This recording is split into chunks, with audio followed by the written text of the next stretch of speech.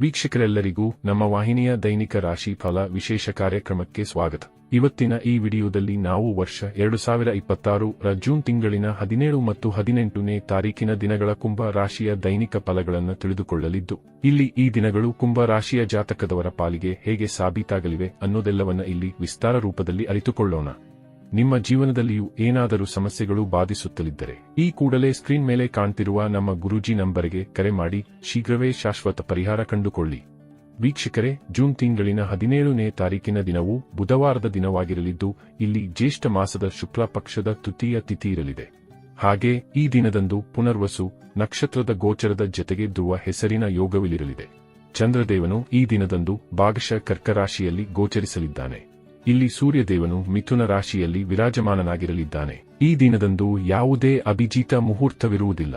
ಇನ್ನು ಜೂನ್ ತಿಂಗಳಿನ 18ನೇ ತಾರೀಕಿನ ದಿನವು ಗುರುವಾರದ ದಿನವಾಗಿರಲಿದ್ದು, ಇಲ್ಲಿಯೂ ಕೂಡ ಜ್ಯೇಷ್ಠ ಮಾಸದ ಶುಕ್ಲ ಪಕ್ಷದ ಚತುರ್ಥಿಯ ತಿಥಿ ಇರಲಿದೆ. ಹಾಗೆ ಈ ದಿನದಂದು ಪುಷ್ಯ ನಕ್ಷತ್ರದ ಗೋಚರದ ಜತೆಗೆ ವ್ಯಾಘಾತ ಹೆಸರಿನ ಯೋಗವಿರಲಿದೆ. ಚಂದ್ರದೇವನು ಈ ದಿನದಂದು ಕೂಡ ಕರ್ಕ ರಾಶಿಯಲ್ಲಿ ಗೋಚರಿಸಲಿದ್ದು, ಇಲ್ಲಿ ಸೂರ್ಯದೇವನು ಸಹ ಮಿಥುನ ರಾಶಿಯಲ್ಲಿಯೇ ವಿರಾಜಮಾನನಾಗಿರಲಿದ್ದಾನೆ. ಈ ದಿನದಂದು ಅಭಿಜಿತ ಮುಹೂರ್ತವು ಬೆಳಗಿನ 11:54 ಹಿಡಿದು ಮಧ್ಯಾಹ್ನದ 12:50 ಇರಲಿದೆ. ವೀಕ್ಷಕರೇ, ಈಗ ಮೊದಲಿಗೆ ಇಲ್ಲಿ ಜೂನ್ ತಿಂಗಳಿನ 17ನೇ ತಾರೀಕಿನ ದಿನದ ಕುಂಭ ರಾಶಿಯ ದೈನಿಕ ಫಲಗಳನ್ನು ತಿಳಿದುಕೊಳ್ಳುವುದಾದರೆ, ಈ ದಿನದಂದು ಚಂದ್ರದೇವನು ನಿಮ್ಮ ಷಷ್ಠಮ ಭಾವದಲ್ಲಿ ಗೋಚರಿಸಲಿದ್ದಾನೆ. ಹೀಗಾಗಿ ಈ ದಿನದಂದು ನಿಮ್ಮ ಓಡಾಟದಲ್ಲಿ ವೃದ್ಧಿ ಕಂಡು ಬರಲಿದೆ. ವಿಶೇಷವಾಗಿ ಇಲ್ಲಿ ನಿಮ್ಮ ಸಂಘರ್ಷಗಳು ಕೂಡ ಹೆಚ್ಚಾಗಬಹುದಾದ ಸಾಧ್ಯತೆ ಇರಲಿದೆ.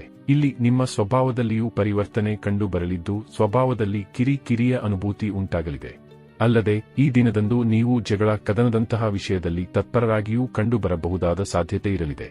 ಇಲ್ಲಿ ನಿಮ್ಮ ಮಾತುಗಳಲ್ಲಿ ಮಧುರತೆ ಇರದೆ ಹೆಚ್ಚು ಕಠೋರತೆ ಕಂಡು ಬರಲಿದೆ. ಹೀಗಾಗಿ ಇಲ್ಲಿ ನಿಮ್ಮ ಸಂಬಂಧಗಳು ಕೂಡ ನಿಮ್ಮ ಮಾತುಗಳಿಂದಾಗಿ ಬೇಸರಕ್ಕೆ ಈಡಾಗಬಹುದಾಗಿದೆ. ಇಲ್ಲಿ ನೀವು ನಿಮ್ಮ ಬೆಲೆಬಾಳುವ ವಸ್ತುಗಳ ಕುರಿತಾಗಿಯೂ ಒಂದಿಷ್ಟು ಬೇಜವಾಬ್ದಾರಿತನವನ್ನು ಹೊಂದಿರುವಂತೆ ಕಂಡು ಬರಲಿದ್ದೀರಿ. ಹೀಗಾಗಿ ಇಲ್ಲಿ ನಿಮ್ಮ ಬೇಜವಾಬ್ದಾರಿಯ ಸ್ವಭಾವ ನಿಮಗೆ ನಷ್ಟವನ್ನು ಉಂಟು ಮಾಡಬಹುದಾಗಿದೆ. ಜತೆಗೆ ಇಲ್ಲಿ ನೀವು ಸಾಕಷ್ಟು ಆಲಸಿತವನ್ನು ಸಹ ಹೊಂದಿರಬಹುದಾಗಿದ್ದು, ಕೆಲಸ ಕಾರ್ಯಗಳಲ್ಲಿ ಹಿನ್ನಡೆಯೂ ಉಂಟಾಗಬಹುದಾಗಿದೆ. ಇಲ್ಲಿ ನಿಮ್ಮ ಮತ್ತು ನಿಮ್ಮವರ ಆರೋಗ್ಯ ಸಂಬಂಧಿಯೂ ನೀವು ಕೊಂಚ ಜಾಗ್ರತೆ ಹೊಂದಬೇಕಾಗುವುದು. ಷಷ್ಠಮ ಭಾವದ ಚಂದ್ರದೇವನು ಇಲ್ಲಿ ನಿಮಗೆ ಮತ್ತು ನಿಮ್ಮವರ ಆರೋಗ್ಯದಲ್ಲಿ ವ್ಯತ್ಯಯ ಉಂಟು ಮಾಡಲಿದ್ದು, ಹೀಗಾಗಿ ಅಗತ್ಯ ಜಾಗ್ರತೆ ಹೊಂದಿರುವಿರಾದರೆ ಖಂಡಿತ ಸಮಸ್ಯೆಗಳು ಬಂದಷ್ಟೇ ವೇಗದಲ್ಲಿ ಶಮನಗೊಳ್ಳಲಿವೆ. ಈ ವಿಶೇಷ ಸಮಯದಲ್ಲಿ ನೀವು ನೈತಿಕ ರೂಪದಲ್ಲಿಯೂ ಶುದ್ಧರಾಗಿರಲು ಪ್ರಯತ್ನಿಸಬೇಕು. ಇಲ್ಲಿ ನೀವು ಸಮಾಜದ ನಿಂದನೆಗೆ ಒಳಗಾಗುವಂತಹ ಯಾವುದೇ ಕಾರ್ಯಗಳನ್ನು ಮಾಡಬಾರದು. ಜತೆಗೆ ಇಲ್ಲಿ ವಿಶೇಷವಾಗಿ ನೀವು ನಿಮ್ಮ ಅತಿರಿಕ್ತ ಖರ್ಚುಗಳನ್ನು ಸಹ ನಿಯಂತ್ರಣದಲ್ಲಿಟ್ಟುಕೊಳ್ಳಬೇಕು. ಇಲ್ಲದೆ ಹೋದಲ್ಲಿ ಹಣಕಾಸಿನ ಸಮಸ್ಯೆಗಳು ಕೂಡ ನಿಮ್ಮನ್ನ ಇಲ್ಲಿ ಬಾಧಿಸಬಹುದಾಗಿವೆ. ಇನ್ನು ರಿಲೇಶನ್ಶಿಪ್ ಮತ್ತು ಮ್ಯಾರಿಡ್ ಲೈಫ್ನಲ್ಲಿ ನೀವು ಹೇಗೆ ನಡೆದುಕೊಳ್ಳುತ್ತೀರಿ ಅನ್ನೋದರ ಮೇಲೆ ಎಲ್ಲವೂ ನಿರ್ಭರವಾಗಿರಲಿದೆ. ಒಂದೊಮ್ಮೆ ನೀವು ಸಂಗಾತಿಯೊಂದಿಗೆ ಶಾಂತವಾಗಿಯೂ ಅವರ ತಪ್ಪುಗಳನ್ನು ನಿರ್ಲಕ್ಷ್ಯ ಮಾಡುವ ಮೂಲಕ ಮುನ್ನಡೆಯುವಿರಾದರೆ ಖಂಡಿತ ಹೆಚ್ಚಿನ ಸಮಸ್ಯೆ ಬಾಧಿಸುವುದಿಲ್ಲ. ಇನ್ನು ಇದರ ನಂತರದಲ್ಲಿ ಜೂನ್ ತಿಂಗಳಿನ 18ನೇ ತಾರೀಕಿನ ದಿನದ ಕುಂಭ ರಾಶಿಯ ದೈನಿಕ ಫಲಗಳ ಕುರಿತಾಗಿ ತಿಳಿದುಕೊಳ್ಳುವುದಾದರೆ, ಈ ದಿನದಂದು ಕೂಡ ಚಂದ್ರದೇವನು ಮಕರ ರಾಶಿಯ ಮೂಲಕ ನಿಮ್ಮ ಷಷ್ಠಮ ಭಾವದಲ್ಲಿ ಗೋಚರಿಸಲಿದ್ದಾನೆ. ಆದಾಗ್ಯೂ ಈ ದಿನದಂದು ಉಂಟಾಗಲಿರುವ ಗ್ರಹ ನಕ್ಷತ್ರಗಳ ಸ್ಥಿತಿಗಳು ಮತ್ತು ಇಲ್ಲಿ ರೂಪುಗೊಳ್ಳಿರುವ ವಿಪರೀತ ರಾಜಯೋಗವು ನಿಮಗೆ ಒಂದಿಷ್ಟು ಸಮಾಧಾನವನ್ನು ಸಹ ಕರುಣಿಸಬಹುದಾಗಿವೆ. ಆದರೆ ಈ ದಿನದಂದು ಕೂಡ ನೀವು ಅನೇಕ ವಿಷಯಗಳಿಗಾಗಿ ಸಾಕಷ್ಟು ಎಚ್ಚರಿಕೆಯನ್ನು ಹೊಂದಿರಬೇಕು.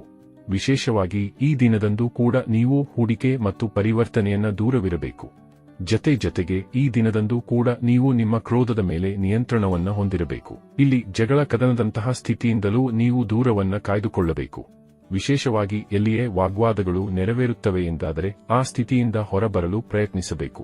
ಇದರಿಂದಾಗಿ ಈ ದಿನವನ್ನ ನೀವು ಉತ್ತಮವಾಗಿ ವ್ಯತೀತ ಮಾಡಲು ಸಾಧ್ಯವಾಗಲಿದೆ. ಈ ವಿಶೇಷ ದಿನದಂದು ನೀವು ಏನೇ ಪ್ರಮುಖ ನಿರ್ಣಯಗಳನ್ನು ಕೈಗೊಳ್ಳುವುದಿದ್ದರೂ ಮಾತೃವಿನ ಸಲಹೆ ಪಡೆದುಕೊಂಡು ಮುನ್ನಡೆಯಬೇಕು, ಅಥವಾ ಮನೆಯ ಸ್ತ್ರೀಯರ ಸಲಹೆಗಳನ್ನು ಪಡೆದುಕೊಳ್ಳಬೇಕು. ಇದರಿಂದಾಗಿ ಇಲ್ಲಿ ನಿಮ್ಮ ನಿರ್ಣಯಗಳು ಲಾಭದಾಯಕವಾಗಿ ಸಿದ್ಧಗೊಳ್ಳಬಹುದಾಗಿವೆ. ಇನ್ನು ಈ ದಿನದಂದು ನೀವು ಸ್ಟಾಕ್ ಮಾರ್ಕೆಟ್, ಕಮೋಡಿಟಿ ಸೆಕ್ಟರ್ನಿಂದಲೂ ದೂರವನ್ನ ಕಾಯ್ದುಕೊಳ್ಳುವುದು ಉತ್ತಮವಾಗಿರಲಿದೆ. ಆದಾಗ್ಯೂ ಇಲ್ಲಿ ನಿಮಗೆ ಹಳೆಯ ಹೂಡಿಕೆಗಳಿಂದಾಗಿ ಲಾಭದ ಪ್ರಾಪ್ತಿಯೂ ಕೂಡ ಉಂಟಾಗಬಹುದಾಗಿದೆ. ಇಲ್ಲಿ ವಿದ್ಯಾರ್ಥಿಗಳು ಓದಲು ಕುಳಿತುಕೊಳ್ಳಲಿದ್ದಾರಾದರೂ ಒಂದಿಷ್ಟು ಬೇಜವಾಬ್ದಾರಿಗಳು ಕೂಡ ಕಂಡು ಬರಲಿವೆ, ಅಥವಾ ಕೆಲಸ ಕಾರ್ಯಗಳ ಸಂಬಂಧ ಓದಿನಲ್ಲಿ ಏಕಾಗ್ರತೆ ಹೊಂದಲು ಸಾಧ್ಯವಾಗದೆ ಹೋಗಬಹುದಾಗಿದೆ. ಅಲ್ಲದೆ ಇಲ್ಲಿ ನಿಮ್ಮ ಸ್ವಭಾವದಲ್ಲಿ ಒಮ್ಮಿಂದೊಮ್ಮೆಲೆ ಏರಿಳಿತದ ಸ್ಥಿತಿಗಳು ಕೂಡ ಕಂಡು ಬರಲಿವೆ. ಇದರಿಂದಾಗಿ ಇಲ್ಲಿ ನಿಮ್ಮ ರಿಲೇಶನ್ಶಿಪ್ ಮತ್ತು ಮ್ಯಾರಿಡ್ ಲೈಫ್ನಲ್ಲಿ ಈ ಸಮಯ ಸಮಸ್ಯೆಗಳನ್ನು ಹುಟ್ಟು ಹಾಕಬಹುದಾಗಿದೆ. ಜತೆಗೆ ಈ ದಿನದಂದು ನೀವು ಬೆಲೆ ಬಾಳುವ ವಸ್ತುಗಳ ಕುರಿತಾಗಿರುವ ಬೇಜವಾಬ್ದಾರಿತನವನ್ನು ಸಹ ತ್ಯಾಗ ಮಾಡಬೇಕು. ಅಲ್ಲದೆ ಇಲ್ಲಿ ಖರೀದಿ ಮಾಡುವುದರಿಂದಲೂ ದೂರವಿರಬೇಕು.